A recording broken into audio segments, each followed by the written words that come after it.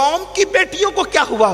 آج ہماری بیٹیاں سگریٹ پیے گی، آج ہماری بیٹیاں حقہ پیے گی، آج ہماری بیٹیاں جنس پہنے گی، اور تمہاری مسلمانوں غیرت کہاں گئی؟ مسلمان ہونے کا تو لحاظ کرو، کلمہ پڑھنے کا تو لحاظ کرو۔ اللہ اکبر۔ سالن میں نمک زیادہ ہونے پر جب بیوی کو 4 مکے مار سکتے ہو تو بے پردگی کی بنیاد پہ ان پہ سختی نہیں کر سکتے، ورنہ دیوسوں میں نام لکھ دیا جائے گا، دیوسوں میں نام لکھ دیا جائے گا۔ جس گھر کی عورت بے پردہ گھومے اور اس گھر کے مرد نہ روکے، آقا فرماتے وہ دیوس ہے، دیوس۔ اللہ نے اس پر جنت کی خوشبو حرام کی ہے، اللہ نہ اس کی دعا قبول کرتا ہے، نہ اس کی نمازیں قبول کرتا ہے، نہ اس کا حج قبول ہوتا ہے، نہ اس کے عمرہ قبول ہوتے ہیں۔ پوچھنا یہ چاہتا ہوں، اللہ اکبر، کل تک مسلمان بیٹیوں کے بارے میں کتنے باغیرت تھے۔ پڑوس میں بیٹی پلتی تھی، پڑوسی کو نہیں معلوم ہوتا تھا کہ بیٹی جوان ہو گئی یا بچی ہے۔ اور آج ہماری بچیوں کا کیا حال؟ میں یہ نہیں کہتا ہر گھر کا یہ حال ہے، یہ نہیں کہتا، لیکن کتنا دور جاؤ گے اسلام سے؟ آج کہتے ہو بیٹیاں غیروں کے ساتھ بھاگ رہی ہے، میں کہتا ہوں کہ آج سے 50 سال پہلے بھی ایسے ہی تھا۔ جب تک ہماری بیٹیاں پردے کی پابند تھی، کبھی کسی نے لے کر بھاگنے کی جرت نہیں کی، اس لیے کہ جب کسی نے دیکھا ہی نہیں تو پھر لے کر کے جانے کا سوال کیسے پیدا ہوتا ہے؟ اللہ اکبر۔ آج تو دیور کے ساتھ ہنسی مذاق ہے، آج تو بہنوئی کے ساتھ ہنسی مذاق ہے۔ آپ کے یہاں کیا ماحول ہے مجھے نہیں پتا، لیکن اکثر ہندوستان میں دیور بھاوج کے رشتے کو ہنسی مذاق کا رشتہ سمجھا جاتا ہے، اکثر سالی بہنوئی کے رشتے کو دیور جو وہ مذاق کا رشتہ سمجھا جاتا ہے۔ ہمارے یہاں کوئی بہنوئی اور سالی کا رشتہ مذاق کا رشتہ نہیں ہے، ہمارے یہاں ہر رشتہ تقدس کا رشتہ ہے، ہمارے یہاں ہر رشتہ پرہیزگاری کا رشتہ ہے۔ اللہ اکبر۔ سن لو ہمارے یہاں پردے کا معیار کیا ہے؟ چچا زاد بھائی سے بھی پردہ فرض ہے، ماموں زاد بھائی سے بھی پردہ فرض ہے، خالہ زاد بھائی سے بھی پردہ فرض ہے، پھوپھی زاد بھائی سے بھی پردہ فرض ہے، بہنوئی سے بھی پردہ فرض ہے، دیور سے بھی پردہ فرض ہے۔ اتنا پردہ تو ضرور کرنا ہوگا، کم سے کم قرآن نے جتنے پردے کی تعلیم دی ہے۔ آپ سے پوچھنا چاہتا ہوں کہاں گیا وہ جذبہ، کہاں گئی وہ فکر؟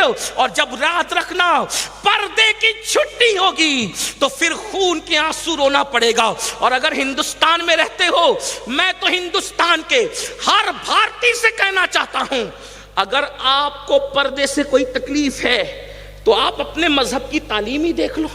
عیسائی حضرت مریم کا پردہ دیکھ لے، عیسائی چلے سیدہ فاطمہ کو نہیں مانتے، حضرت مریم کو تو مانتے ہیں نا۔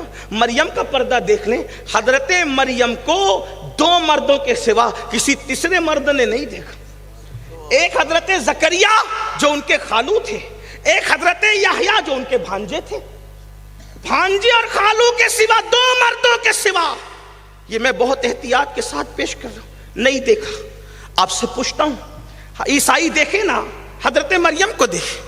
اگر ہندوستان کے ہندو دیکھنا چاہتے ہیں تو سیتا کا پردہ دیکھیں، سیتا کے پردے پہ توجہ کریں، وہ بھی ایک پردے میں رہنے والی عورت۔ اور میں تو یہ کہتا ہوں ہر مذہب میں کسی نہ کسی اعتبار سے پردہ موجود ہے۔ یہ قصہ کہاں تک سچ ہے مجھے نہیں پتا، لیکن ہم نے اپنے بڑوں سے سنا کہ جب سیتا کی تلاش میں رام نکلے اور نکلنے کے بعد اپنے چھوٹے بھائی کو لے کر کے جب سیتا تلاش کرنے کے لیے نکلے، کان کی بالیاں ملی، سیتا کے جو دیور تھے وہ پہچان نہ سکے بالیاں کس کی ہے، ہار ملا پہچان نہ سکے۔